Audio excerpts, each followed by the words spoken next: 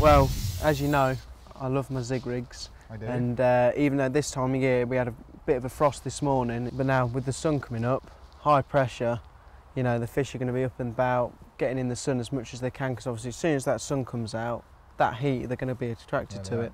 So they're going to be there at a certain level, so you alter your zigs, and it's a method that really shouldn't be ignored, because obviously it's perceived to be a summer method when the fish are up in the water with the heat, but in the winter time, you know, they're still moving about, they're not as active, but they're up there, like I say, with weather like this. And even I've fished against ice, like just 2 foot under the surface, and the fish are there because the sun come out.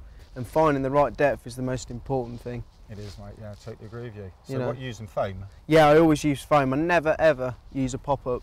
I mean, they do work if you find really buoyant ones, but I've always found that with a zig, obviously because the length of mono you're going to be using, you want something as buoyant as possible, so foam and cork, and you know that even as much water that goes into it, it's not going to bang, because the worst thing you can have is obviously a pop-up, taking a bit of water and then you're fishing like a 12-foot bomb bait.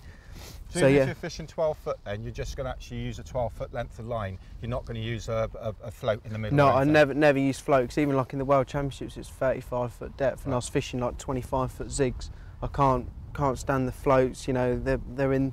When you put in, obviously the zig is right in their world. It's in their eye wherever they're going. In a big float, it looks too blatant to me.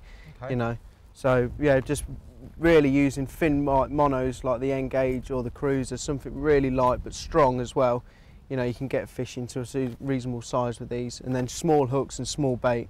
I always say with hook baits, nothing bigger than 10 mil. Right. And you can even trim them down to its little tiny slivers, and then same obviously matching it with your hooks, so size 12 or size 10 hook. Right. So really that's how I fish my zig rigs. All right. Be interesting to see how you get on them.